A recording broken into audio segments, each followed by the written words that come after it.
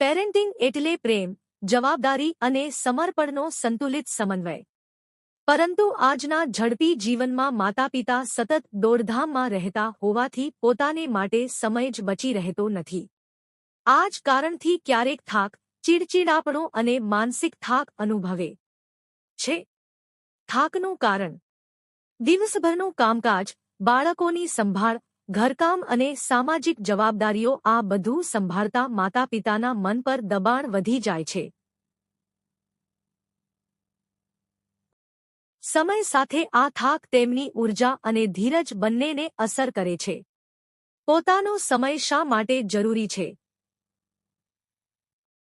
બાળકોને ખુશ રાખવા માટે માતાપિતાનું મન પણ ખુશ અને સંતુલિત હોવું જરૂરી છે. ખાલી ગ્લાસમાંથી પાણી ન વહી શકે એટલે પહેલા પોતાનું મન ભરો, પછી જ પ્રેમ વહેંચી શકાશે.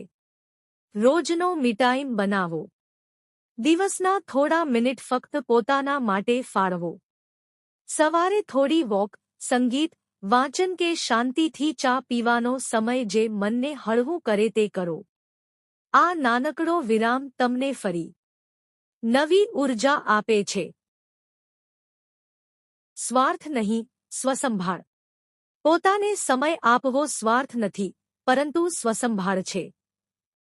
ખુશ અને શાંત માતાપિતા જ બાળકોને યોગ્ય દિશામાં દોરી શકે છે.